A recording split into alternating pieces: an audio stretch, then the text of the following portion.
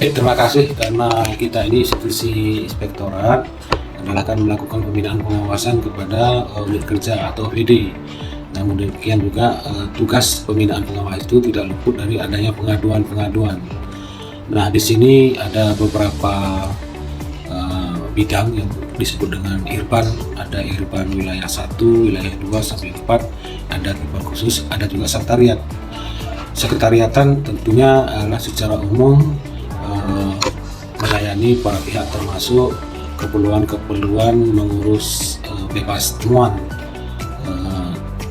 dari para pihak tatkala ingin pindah harus mempunyai persyaratan bebas temuan.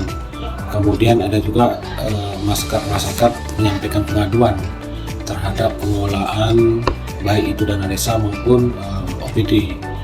Nah, kita ada beberapa SOP di inspektorat, termasuk SOP di sekretariat, SOP dalam hal penanganan pengaduan. Jadi sudah jelas diatur dalam SOP dalam hal tindak lanjut daripada layanan-layanan yang diberikan kepada masyarakat. Keluhan kita lakukan klarifikasi, barangkali masyarakat belum paham betul terhadap SOP. Kalau contoh sekarang misalnya adanya pengaduan masyarakat sangat banyak sekali, namun keterbatasan daripada SDM, jumlah SDM yang ada di inspektorat itu tentu mempengaruhi cepat lambatnya kita tangani daripada pengaduan tersebut. Untuk itu kita laksanakan secara bertahap. Mungkin ini kita berikan penjelasan. Namun demikian secara internal juga tetap kita evaluasi di mana kelemahan dan kelebihan terhadap pelayanan masyarakat tersebut. SOP yang kita susun sewaktu-waktu dapat kita lakukan perbaikan atau evaluasi terhadap perubahan-perubahan, baik itu perubahan itu disesuaikan dengan regulasi yang terbaru. Barangkali memang harus dilakukan SOP itu harus dirubah. Nah, kita tetap komitmen siapa mengerjakan apa, berapa lama yang diatur di dalam SOP ini tetap kita pantau kepada bawahan. Terutama institusi APIN, terutama bagi para pejabat fungsional, baik itu auditor maupun P2 OPD, itu kompetensi daripada jam pelatihan itu memang harus diatur.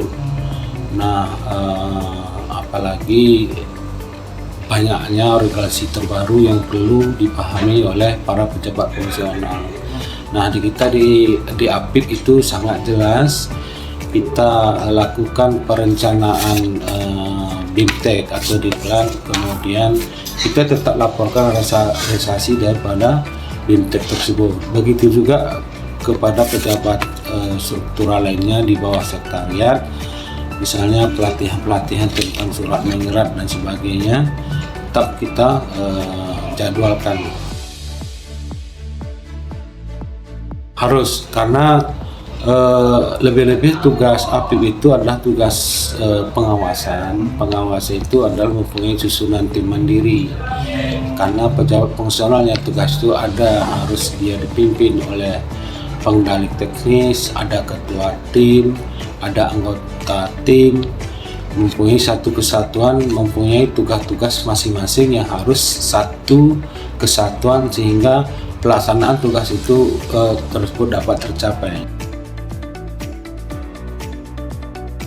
Ya, tetap kita berlakukan reward dan punishment. Yang pertama berkaitan dengan misalnya kesalahan kita lakukan teguran lisan, tertulis, bahkan ya dapat mengakibatkan ada beberapa yang melanggar kode etik itu kita misalnya penugasan ditunda penugasannya, bahkan ada yang dipindahkan ke instansi lain.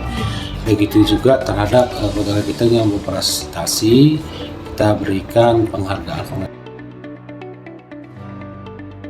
Loyal di sini diartikan adalah dapat melaksanakan tugas dengan baik. Karena di kita ini sudah jelas bahwa di inspektor itu ada namanya PKPT, program kerja tahunan, Jadi sudah tertuang siapa tim mana yang mengerjakan apa. Nah, apabila dilaksanakan perintah-perintah ini berarti mematuhi ketentuan-ketentuan yang ada, tidak melanggar kode etik dan sebagainya. Dia arahnya ke sana dia. Kita ada forum pelatihan kantor sendiri atau disebut dengan PKS. Setiap ada yang hal baru kita akan sampaikan. Di samping itu juga kita menerapkan ada rapat mingguan. Rapat mingguan menyampaikan baik itu permasalahan yang ada terhadap tugas pokok dan fungsi akan kita bahas pada rapat mingguan tersebut. Maka inspektorat ini tentunya ada beberapa mitra, baik itu mitra pembinaan secara tugas pokok dan fungsi, misalnya dengan BPKP, BPK dan Inspektorat Aceh. Kita tetap lakukan kerjasama baik dalam pembinaan maupun pengawasan, karena khususnya pada auditor itu adalah di bawah pembinaan BPKP. Tentu kita tetap menjalin kerjasama bermitra.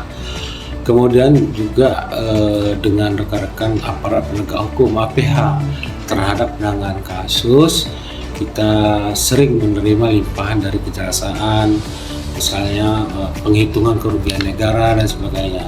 Sedangkan dengan rekan-rekan OPD adalah sebagai objek daripada pemeriksaan, juga kita harus lakukan berkomunikasi, karena posisi fungsi dari inspektorat itu fungsi pembinaan dan pengawasan. Jadi terdepannya kita lakukan dulu pembinaan, baru setelahnya kita lakukan pengawasan.